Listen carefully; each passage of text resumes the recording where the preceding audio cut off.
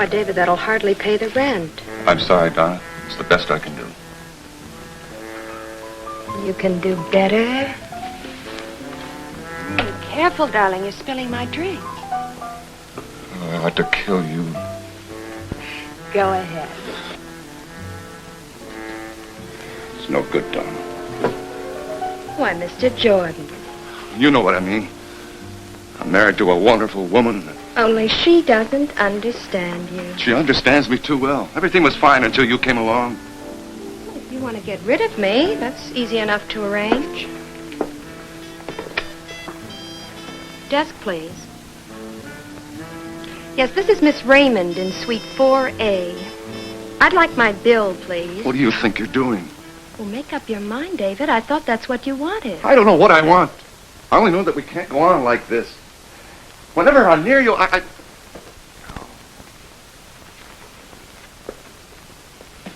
You could be near me all the time. What I make as a lawyer, looking after my wife's interests. Suppose something happened to Lucille. What? Well, let's face it, David. Accidents do happen. Well, did you read about this woman who was electrocuted in her bath the other day? It seems she was listening to the radio and... Stop it. What do you think I am? Now, listen to me, David. Now, you told me you were the sole beneficiary of Lucille's estate. Now, if anything happened to her... Nothing's going to happen. You wouldn't have to be involved. I know a man who would... Now, you listen to me. Forget I mentioned it.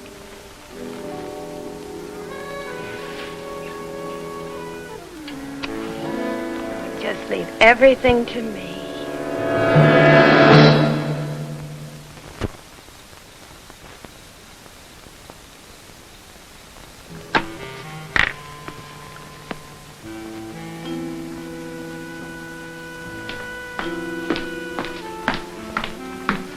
You're leaving now? Do you really have to go, Lucille? Such a lovely night. I thought maybe the two of us could do something together. Oh, I wish I'd known, darling. You know I always visit Father on Thursday night. Well, call it off. Call it off, Lucille. I want you to stay home. I can't, David. He isn't feeling well. But you've made me very happy. I've had the feeling lately that I've been boring you more than usual. Oh, that's not true. I'll be back by 10 o'clock.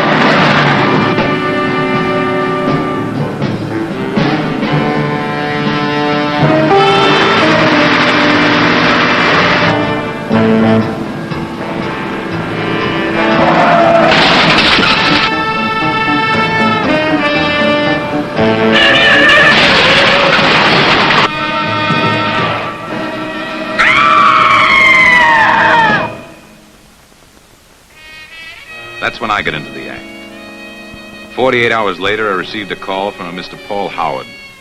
Would I be good enough to meet him at Lucille Jordan's home in Bel Air? They had something in common. She was his daughter. I tell you, Marlowe, it's a miracle she wasn't killed. This was a deliberate attempt at murder. Father, I prefer to believe it was an accident. I don't understand you, Lucille.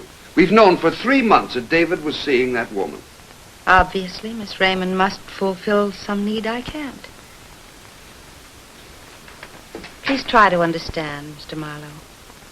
My husband never attempted to deceive me. I knew he was marrying me for my money. You're a remarkable woman, Mrs. Jordan. No. I'm a woman who's in love with her husband. Where's your husband now? San Francisco. He'll be home tomorrow morning. Suppose I can prove he was responsible for that attempt on your life. I don't want you to. What do you want? I'll tell you what I don't want. I don't want any more of these accidents. If anything happens to my daughter... Nothing will. I'll leave that up to you, Marlowe. Personally, I'd just as soon take that son-in-law of mine and... No. See how my hands are tied?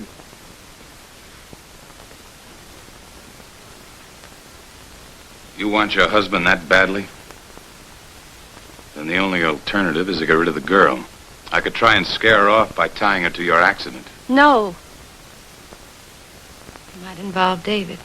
Then you've got to buy her off. I'll give her $10,000 if she's out of town in 24 hours. Cash is a lot more convincing.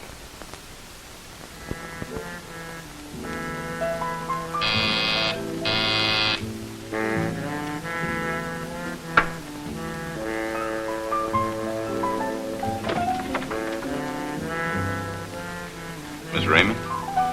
That's right. My name's Philip Marlowe. May I come in?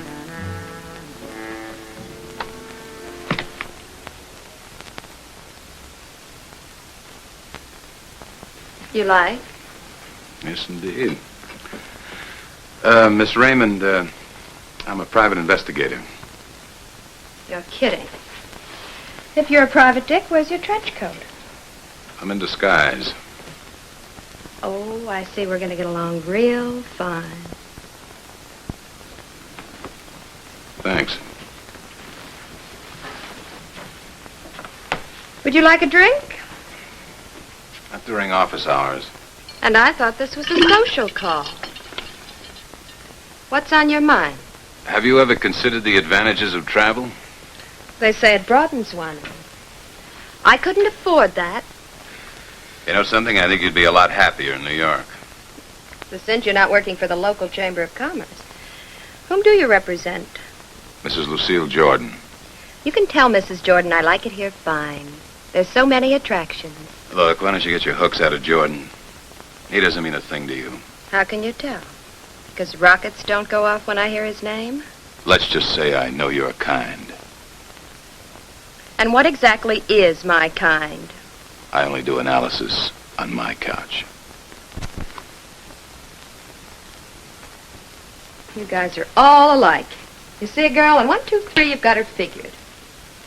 Sure, I'm hard. What do you suppose made me this way?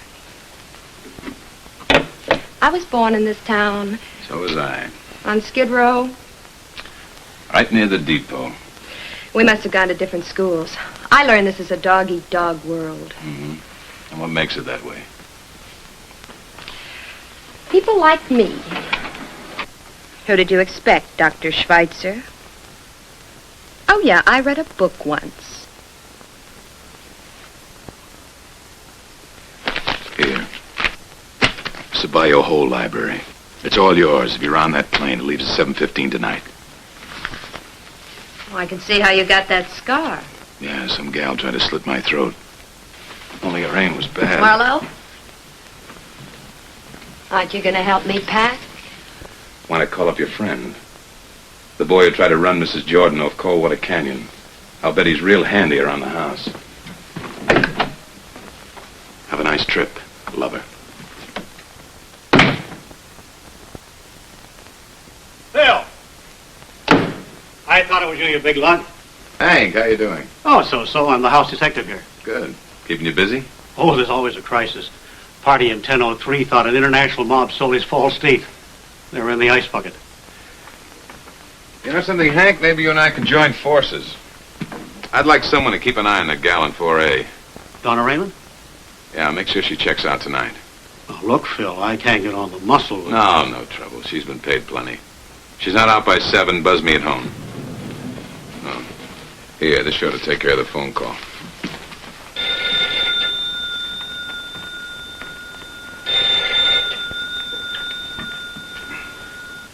Yeah? Phil? Hank Overstreet. That gal Donna Raymond didn't check out. Transfer me to Miss Raymond's suite. Hang on. Will you transfer this call to Miss Raymond's suite? Thanks. Hello? Hello, lover. Who's this? Philip Marlowe, the guy without the trench coat. Oh, yes. Listen, Mr. Marlowe, I don't know what your game is, but I suggest you find yourself another partner. Oh, you'll do fine. I gave you $10,000 this afternoon. You didn't give me a cent. Look, Mr. Marlowe, I don't care if you double-cross your client, but I'm not standing still for any frame.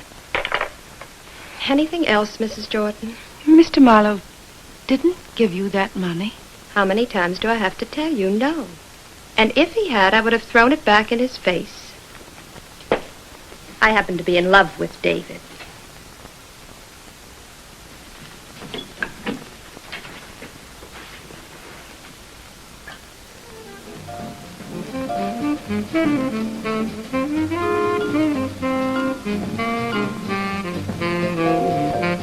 There's one thing worse than a four-flusher, and that's a two-timer. 90 minutes later, I was back at Donna's hotel.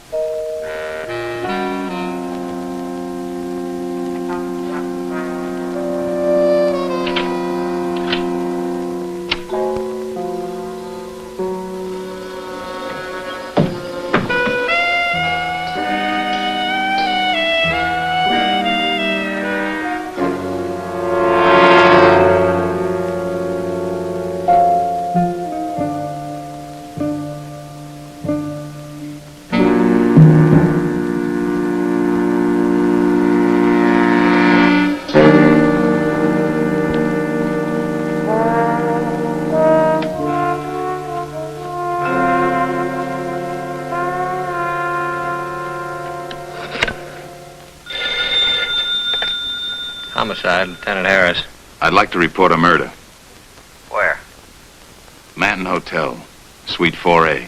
And your name? John Smith.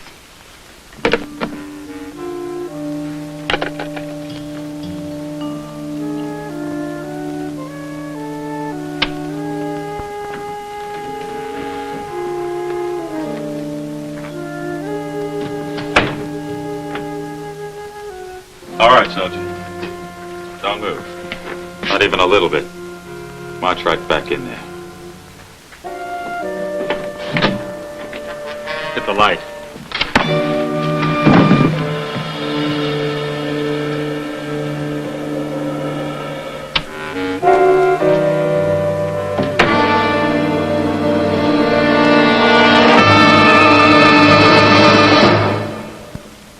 They say there's nothing like using your head. 2 hours later, I was down at headquarters, and a police lieutenant named Manny Harris was making sympathetic noises. John Smith.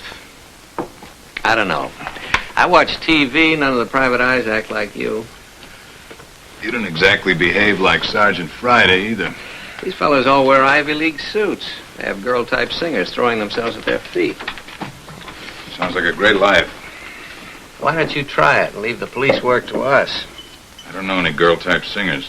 You find anything unusual in Donna Raymond's room? One-way ticket to New York. We're checking on the buyer. What about the murder gun? It was a .38. Killer wasn't obliging enough to leave it behind. As an ex-cop, you ought to know they rarely do. How come no one heard the shot? What's your guess? Used a silencer of some kind. A pillow. That would account for the feathers all over the floor. Now, I got one or two questions for you. Who are you representing? Now, don't try to fight us. Solving murder is our business. And mine is to protect my client. Now, look, Phil. No, you look. I'm in a business where people come to me with troubles. Troubles they don't want to take to the cops. Now, how long are they going to come if any guy with a badge can hold me upside down and shake 'em out of me? Yeah? Right away.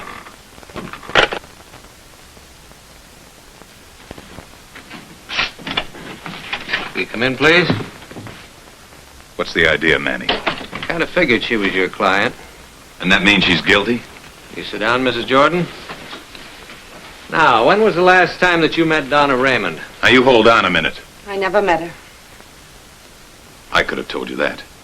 All right, Mr. Marlowe, then riddle me this. If your client never met Miss Raymond, how come we found her fingerprints all over Donna's room? Send a matron in here, please.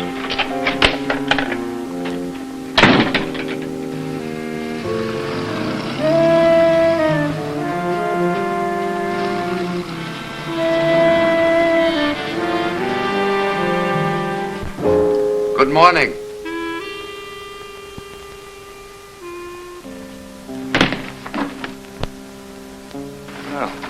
Good morning, Paul. I didn't expect to find you here. Where's Lucille? In jail. What? You mean you didn't know she was being held for the murder of that Raymond woman? I don't believe. I'm going to kill you, David. I should have a long time ago. You're crazy. You're responsible for all this. Paul, listen to me. You've got to give me a chance to explain.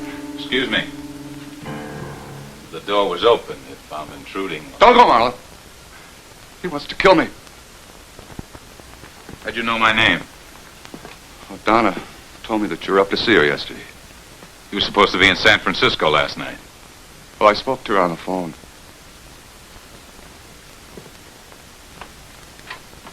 Where'd you stay? What hotel? You spent the night right here in L.A. Where? The Claymore. Well, call him if you don't believe me.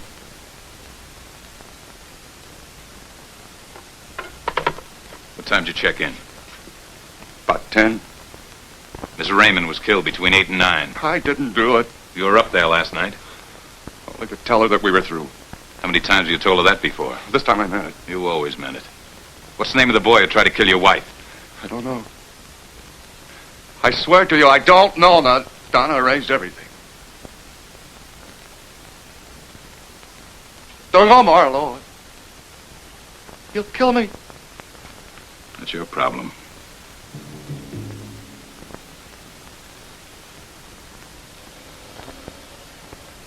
Oh, please. Don't do it.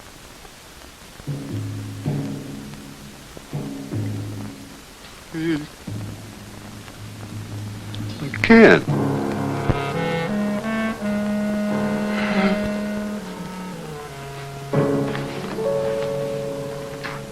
I didn't think you could.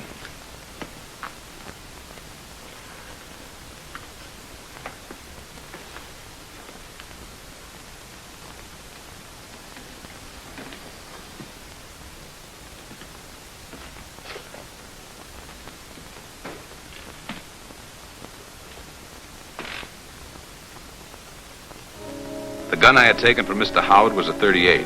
I wondered what ballistics would make of it. But that would have to wait. I still had to find out the name of the guy who slugged me. I had hopes Donna's hotel room might give me the answer. Hank was his usual obliging self. Nervous, but obliging.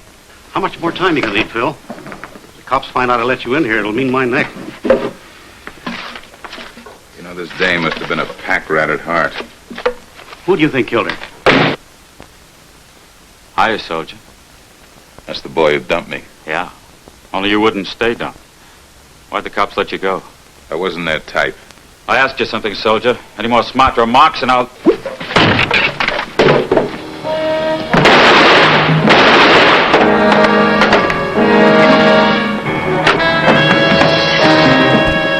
Soldier, what's your name?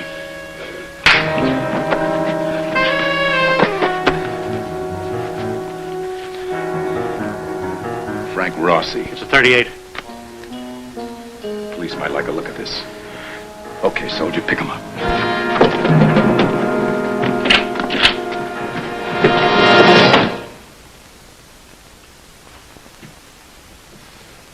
All right, Danny.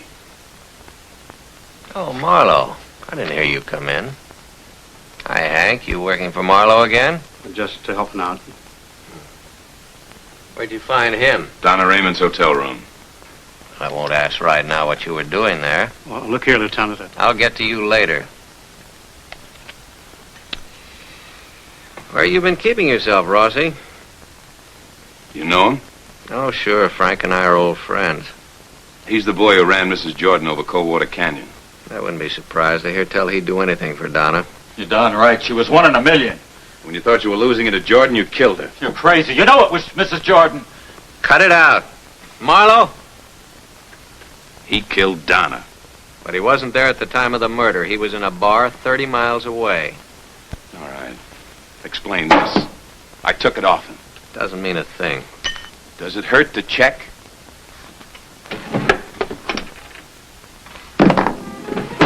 Where'd you get this? I worked on a hunch. It was in the compartment of your car. According to the serial number, it's yours. And that is the gun that killed Donna Raymond.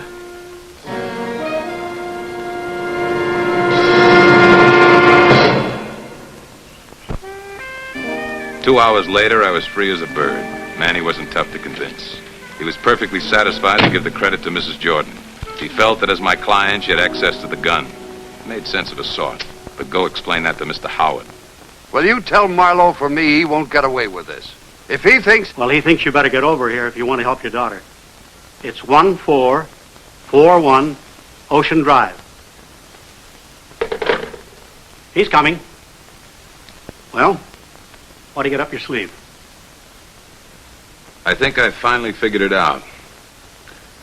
That alibi of Rossi's.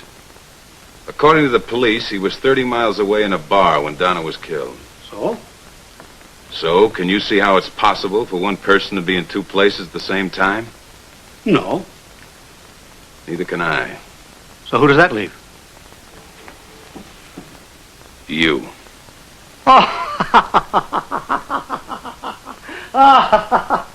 You had everything going your way, Hank. You were on top of every play. You and your little passkey. What are you talking about? When Manny told me they didn't find anything unusual in her room, I wondered what happened to the money I gave her. So help me, Phil, if I didn't know you... And when I learned the killer used my gun, that should have been the tip-off. You were the only member of the cast who knew about that compartment in my car. You must have followed me home and grabbed it after I told you to watch Donna. Thanks for the frame, Hank. You're a real pal. Put it down, Phil. I said, put it down. That won't do you any good, Hank. That's why I had you call Mrs. Jordan's father. He knows you called from here.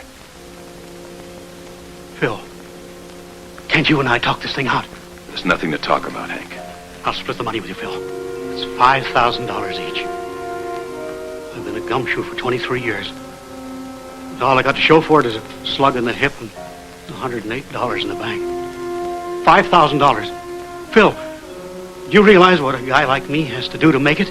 You had to commit murder. She was no good, Phil. She was a human being, Hank. And that's about the worst you can say about anybody. I'm warning you. I'm warning you.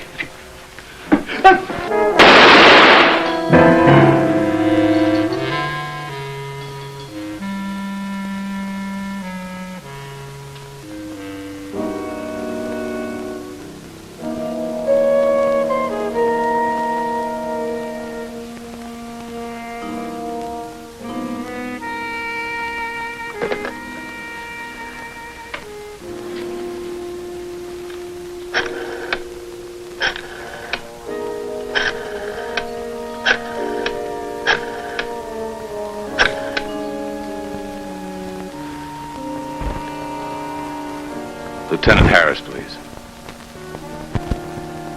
Tell him John Smith is going.